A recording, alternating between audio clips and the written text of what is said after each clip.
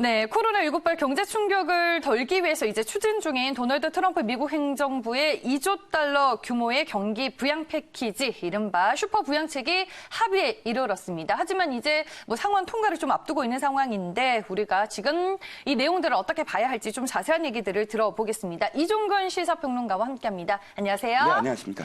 네, 어제 이제 기준으로 합의 소식은 좀 전해지는 분위기였습니다. 먼저 네네. 구체적인 이 안의 내용부터 저희가 좀 정리를 해봐야 될 것 같아요. 네, 그렇습니다. 23일 이제 트럼프가 2조 달러 부양책을 발표를 했는데 민주당에서 약간 틀었어요. 그러니까 너무 대기업을 지원하는 거 아니냐부터 네. 1인당 지급액부터 이런 것들과 관련돼서 이제 계속 협상을 했고 드디어 이제 협상은 타결은 됐습니다. 여야 타결은 됐는데 몇 가지 이제 디테일한 부분들이 좀 남아 있는 것 같아요. 일단 타결된 안으로 볼 때 2조 달러라는 건 우리나라 예산이 512조니까 약 한 4.8배 정도의 규모이고 미국 국내 총생산으로 봤을 때도 약 한 10%에 해당된답니다. 역대 최대 규모인데 가장 쟁점이 됐던 건 그거예요. 재난수당을 얼마 줄 거냐, 어떻게 줄 거냐, 누구한테 네. 줄 거냐 이건데 1,200달러 지급하는 것으로 일단 잠정 합의가 됐습니다. 148만 원 정도고요.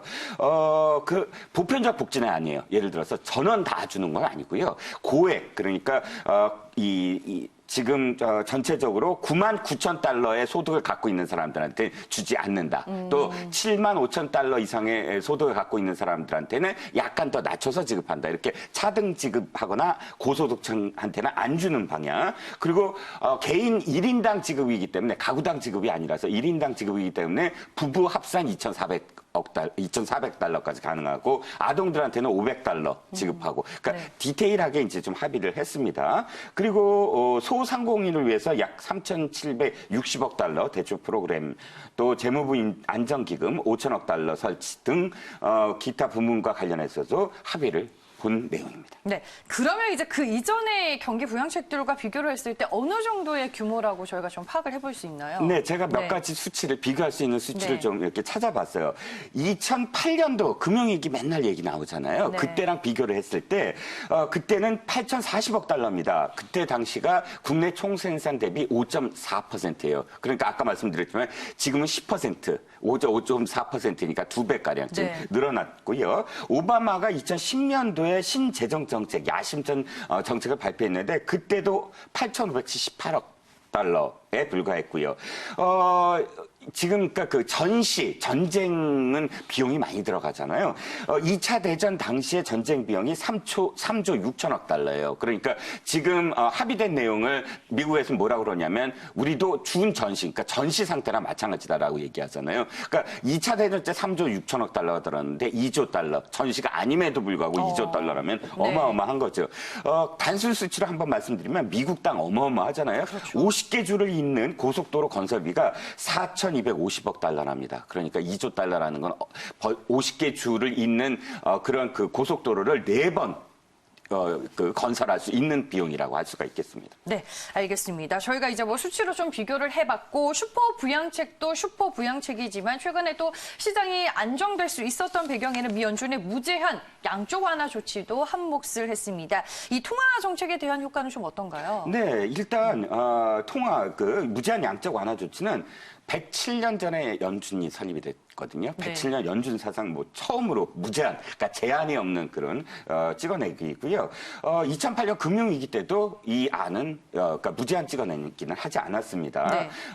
월스트리트 저널이 연준이 자신이 가진 모든 화살을 다 썼다라고 평가할 정도로 연준이 갖고 있는 마지막 카드라고 할 수 있는데 안타까웠던 건 뭐냐면 그 발표 당시에 오늘 그러니까 어제 합의된 그런 경기 부양책과 함께 했더라면, 그러니까 재정 정책과 통화 정책이 함께 이루어졌다면 소위 얘기하는 쌍끌이 정책으로 인해서 아주 시너지 효과가 있었을 텐데 통화 정책은 발표를 했는데 경기 부양책이 타결이 안 됐던 거예요. 그러니까 통화 정책만으로서는 당시 기억하시죠? 통화 정책 딱 발표했는데 주가가 빠졌잖아요. 네. 그러니까 지금 평가하기를 역시 외끌이, 그러니까 통화 정책은 무제한 찍어내기로 돼 있는데 이제 마지막 한쪽 축인 재정 정책이 합의가 됨으로써 쌍거리 정책이 이제야 이루어진다라고 이제 미국에서는 평가를 하고 있습니다. 네, 알겠습니다. 그리고 그 외에 기업이나 실업자들에 대한 지원 대책 내용들 미국 내에서 좀 어떤 것들이 있을까요? 네, 항공산업 이 가장 지금 네. 문제죠. 항공산업을 비롯해서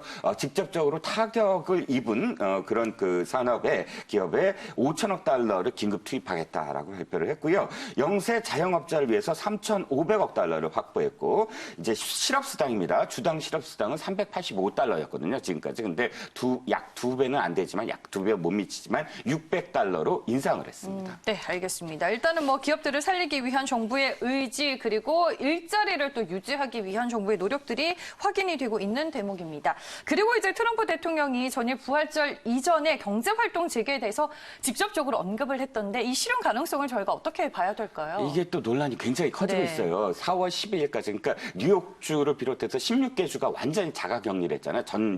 모든 사람들이 다 네. 집에 있어라. 그런데 이게 한 보통 20일 정도로 지금 그때 이 제한을 뒀어요. 근데 부활절이 4월 12일이거든요. 네. 폭스 뉴스에 나와서 트럼프 대통령이 이렇게 얘기한 거예요. 나는 부활절을 즐기고 싶어서 몸이 근질거린다. 네. 부활절 정도 되면 이제 영업을 개시하겠다 이렇게 표현했는데, 그러니까 미국이 다시 이제 이 제한 자가격리를 그치고 다시 시작을 하겠다 이렇게 표현했습니다. 물론 이제 경제적인 이유가 굉장히 큰데 이게 계속 지속될 경우 셧다운의 효과, 그러니까 이 내수를 할 수가 없잖아요. 네. 이거에 대한 어떤 우려 뭐 이런 것들도 있고 또 트럼프 대통령이 자신을 지지하고 있는 보수 기독교계를 겨냥을 해서 부활절이라는 또 언급을 한 거예요. 문제는 이게 어마어마하게 반발을 일으키고 있죠. 그러니까 뭐냐면 보건당국이나 혹은 전문가들은 아니 도대체 4월 11일이라는 근거가 뭐냐. 과학적인 근거가 있어야 될 거 아니에요. 그때까지 뭐 정점에 이른다든지 뭐 잡힌다든지 코로나19가. 근데 나는 감이다 이렇게 이 얘기를 한 거예요. 그러니까 너무 감이다. 성급해서 이제 혹시나 재확산이 되지 않을까라는 우려감이 있는 거네요. 맞습니다. 네. 모건 스탠리가 이렇게 얘기했어요. 그렇게 했을 경우는 네. 정점 시점이 더 연기된다. 그리고 빌 게이츠도 약 한 6에서 10주 정도 더 해야 된다. 주지사들이 전부 목소리를 합쳐서 트럼프 당신이 갖고 있는 시계는 상상 속의 시계냐? 혼란을 더 부추기는 거 아니냐 이렇게 뭐 반발을 할 정도로 미국 이 논란이 더 커지고 있는 상황입니다. 정상화시키기까지 좀 충분한 시간을 갖는 게 더 필요하다라는 게 네네. 미국 내에 이제 목소리가 좀 많은 것 같고요. 지금 미국의 셧다운 사태가 이어지고 있는데 이로 인한 경제적인 타격은 우리가 어떻게 봐야 할까요? 네, 미국은요 네. 사실 수출보다 내수입니다. 그렇죠. 내수가 한 70% 이상은 소비가 상당한 부분을 그렇죠. 차지하죠. 소비가 상당한 부분이죠. 근데 네. 벌써 20주, 빌 게이츠 얘기대로 6주에서 10주라면 미국 경제는 대혼란. 사실 코로나19도 중요하긴 한데 네. 트럼프의 마음도 이해가 가는 게 경제적인 문제가 어마어마하게 혼란을 겪을 수밖에 없어요. 네. 그래서 이제 2분기 경제 성장률만 예를 들어서 전망치를 말씀드리더라도 네. 자그마치 마이너스 30% 가까이 됩니다. 사상 최악이죠, 당연히. 트럼프 자랑거리였던 주가 상승분은 뭐 이틀 만에 지금 다시 다 날려버린 셈이고요. 이게 만약 셧다운이 계속됐을 경우 4월 고용 보고서가 일자리가 약 200만 개가 증발된다는 그런 전망입니다. 일자리 200만 개가 증발된다는 건 거의 1929년에 대공황을 거의 버금가는 그런 수치거든요. 그래서 월가에서는 벌써부터 이제 대공황을 우리가 피할 수 없는 게 아니냐라는 목소리가 서서히 나오기 시작하는 것도 바로 그 때문입니다. 네, 알겠습니다. 뭐 미국의 유통업체들 같은 경우에는 뭐 지금 대부분 위기를 겪고 있는 상황이겠네요. 붕괴 위기를. 네, 그렇습니다. 네. 일단 항공산업, 여행업계, 그 다음에 이제 유통업계죠. 처음에는 이제 사람과 물자의 이동이 금지됐으므로, 국제 간 이동이 금지됐으므로 항공산업이 타격을 받았는데, 지금 셧다운 사태로 가장 문제가 되는 게, 물론 온라인 택배라든지 이런 건 우리나라에서는 그 온라인이 굉장히 발달돼 있으니까요. 근데 미국은 땅덩어리가 넓고 네트워크가 형성이 돼 있지 않기 때문에 직접 뭐 코스트코라든지 이런 데 가서 직접 쇼핑을 하지 않으면 불가능하거든요. 그러니까 셧다운이 계속될수록 세 번째 이제 타격을 받은 부분은 유통 부분이라고 할 수가 있겠습니다. 네, 알겠습니다. 오늘도 자세한 얘기 들어봤고요. 지금까지 이종건 시사평론가와 함께했습니다. 오늘 말씀 고맙습니다. 감사합니다.